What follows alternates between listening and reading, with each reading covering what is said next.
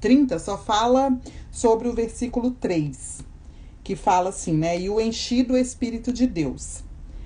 Ser cheio do Espírito de Deus aqui refere-se à dotação e à capacitação pelo Espírito Santo para serviço especial a Deus. É correto, segundo o Novo Concerto, orar para que o Espírito nos dê tanto proficiência física como dons espirituais, a fim de cumprirmos a vontade de Deus para as nossas vidas. A gente viu aqui que o Senhor falou, deu todas as diretrizes para Moisés de como fazer o tabernáculo. Eram muitos detalhes. A gente vê que o Senhor é um Deus de detalhes também, né? Eram muitos detalhes e precisava ser feito conforme ele é no céu, porque aqui foi só uma representação de como é no céu. E aí, para fazer isso, esse trabalho que exigia tanta destreza e tantos detalhes, ele escolheu alguns homens que ele dotou, né, que ele encheu do Espírito dele, capacitou e dotou de capacidade para fazer esse trabalho. Então, às vezes, o Senhor, cada um de nós que foi chamado, né, pelo Senhor, que foi salvo pelo Senhor, nós fomos salvos não pelas obras, foi pela fé, mas fomos chamados para servir, fomos salvos para as boas obras, né? Porque nós deixamos de ser escravos de Satanás, mas nós continuamos agora tendo um outro Senhor amoroso, mas que ele tem um desejo para nós, né? Que nós levemos essa mensagem adiante. E para levar essa mensagem adiante, o que ele falou, né?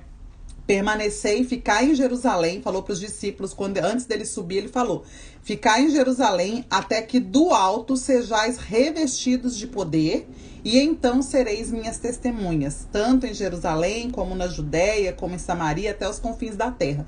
Ou seja, sem ele, nós nada podemos fazer. Então, sem a capacitação dele, nós não temos como ser testemunhas dele aonde nós formos. E aí, o que acontece? Às vezes as pessoas querem fazer na sua própria força, ou não querem gastar tempo para buscar esse ser cheio do Espírito. A gente vê os discípulos ali no Pentecostes, eles ficaram dias unidos, unânimes, buscando ser cheios do Espírito. Então, ser cheio do Espírito, receber esse revestimento, também tem a ver com a nossa busca, o nosso coração, o desejo de querer ser cheio do Espírito, né? Nesse caso aqui, não mostrou que esses homens estavam buscando ser cheios do Espírito para serem capacitados para fazer essa obra.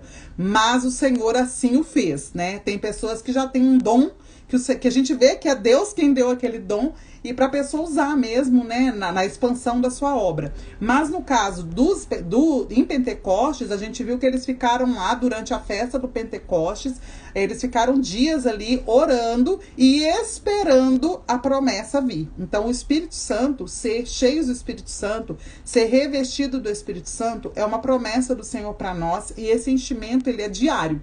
Por isso que realmente a melhor coisa que a gente faz quando a gente acorda fala: Senhor, me enche com teu Espírito, me capacita para a obra que o Senhor tem para mim no dia de hoje, que hoje eu seja a tua testemunha aonde eu pisar a planta dos meus pés, seja fisicamente, ou seja online, ou seja dentro da minha casa, que é o principal, né, que eu possa ser testemunha do Senhor em todo tempo. E aí a gente vê que quem capacita é o Senhor. Ele não chama os capacitados, ele capacita os chamados. Então, se ele tem uma obra para cada um de nós, e a parábola dos talentos mostra que pelo menos um talento, um dom nós temos, né? Nós não temos, nós não fomos chamados e recebemos o Espírito Santo dentro de nós para ficarmos sem ter o que fazer, sem ter um dom. Pelo menos um dom nós temos. Tem pessoas que têm mais dons, tem pessoas que têm menos, e à medida que nós vamos sendo fiéis no dom que nós já temos, o Senhor vai também acrescentando, vai capacitando mais. À medida que nós somos fiéis, né, no pouco, o Senhor vai nos colocando no muito. Inclusive, isso fala lá em Lucas 16, que é a leitura de hoje também, que fala sobre essa questão de ser fiel no pouco e sobre o muito ser colocado, né? Sobre a questão de ser prudente também, de ser vigilante, né? Sermos vigilantes para entender realmente a voz do Senhor, a vontade do Senhor, o que o Senhor tem para cada um de nós no dia de hoje. Então, esse enchimento do Espírito, esse buscar a face do Senhor em primeiro lugar durante o dia, essa respiração da vida, esse chamar o nome de Jesus, esse chamar a presença de Jesus, esse nos encher do Espírito, esse acender do fogo, ele precisa realmente, quanto antes, melhor, né? O ideal é acordar e já... Na verdade, o ideal é quando for dormir já falar: Senhor, me enche do teu Espírito e que amanhã o Senhor seja meu primeiro pensamento do dia, né? Para que a gente busque realmente o Senhor em primeiro lugar, que a gente possa ouvir, ter esse coração aberto para ouvir a voz do Senhor. Então, aqui a gente vê o Senhor capacitando para fazer a obra dele. Então, isso mostra que a capacidade não é natural, a capacidade não é humana, o Senhor não aceita o que é humano, porque a palavra também diz que toda obra ela vai passar pelo fogo. E o fogo, ele testa se essa obra foi feita no espírito ou se ela foi feita na minha humanidade, na carne, né? Na minha alma, vamos dizer. Então, a palavra fala, né, que vai ver se foi feito com palha, feno ou madeira, ou se foi feito com ouro, ou pedras preciosas, ou bronze, ou prata. São minerais, né, que conseguem passar pelo fogo sem serem destruídos. E no caso da madeira, palha e feno, é destruído com fogo. Então, o Espírito Santo, ele prova a intenção do nosso coração e ele vê se nós fizemos a nossa própria capacidade. Então, por exemplo, a gente não pode ver no dia a dia da igreja pessoas falando assim: eu vou chamar a irmã fulana para cuidar das crianças porque ela é pedagoga.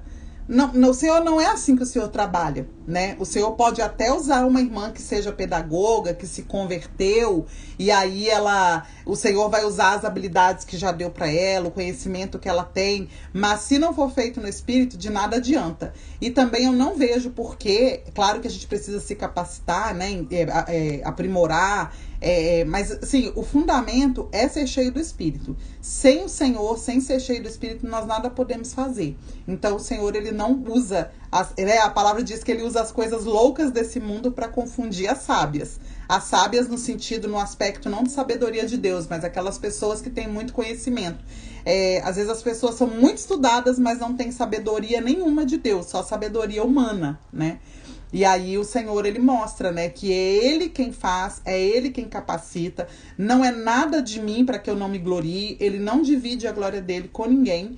Então tem que ser a capacitação totalmente vinda do Espírito Santo, guiada pelo Espírito Santo, pela voz dele, pelos dons que ele dá. É ele quem vai aperfeiçoando o dom em nós até ele se tornar um ministério. Então, se o teu dom é orar, ore muito. Se o teu dom é falar, fale muito, né? Pregue muito a palavra. Se o teu dom é escrever, escreva muito. Se o teu dom é fazer assistência, né? Missões, a palavra junto com ações de caridade, faça muito. Quanto mais nós praticarmos e usarmos o dom que o Senhor nos deu, mais ele vai nos encher. Então, a gente precisa ter esse entendimento também que o Senhor nos capacita para a obra, mas se eu não fizer a obra, o dom fica...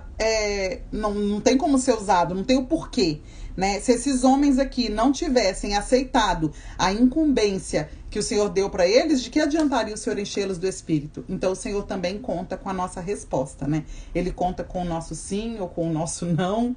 Nós temos a liberdade de escolher. Só que quando o Senhor, ele nos chama, o amor dele é tão grande. Quando a gente tem a consciência, o Espírito nos dá a consciência do que o Senhor fez em nós, do que o Senhor fez por nós, o amor dele é tão constrangedor que a gente quer, né, fazer o que o Senhor nos chamou para fazer.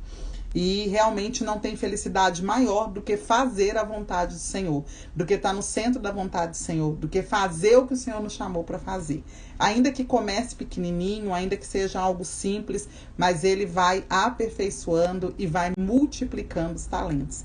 E o maior pagamento disso é a alegria que nós sentimos e a paz que nós sentimos quando nós estamos fazendo a vontade de Deus. E claro que a recompensa também virá no porvir, porque ele prometeu o galardão, prometeu a recompensa, o pagamento. Ele não deve nada para ninguém, e ele prometeu o pagamento para toda obra que nós fizermos, sejam boas ou más, né? Então, que nós sejamos em todo tempo canais do Espírito Santo, né, em toda a terra, para que essa palavra ela se estenda. Um chamado que o Senhor me deu em relação às crianças. As crianças são os povos não alcançados de todas as nações, né? Tem crianças que no Brasil que não nasceram em lar cristão, não conhecem nenhum cristão, estudam em escolas que não tem nada a ver com a palavra de Deus e não conhecem a palavra, e muitos estão crescendo, chegando na adolescência sem nenhuma estrutura espiritual, nenhum conhecimento dos princípios da palavra, com base na palavra. Por quê? Porque estão faltando pessoas que olhem para as crianças e preguem para as crianças.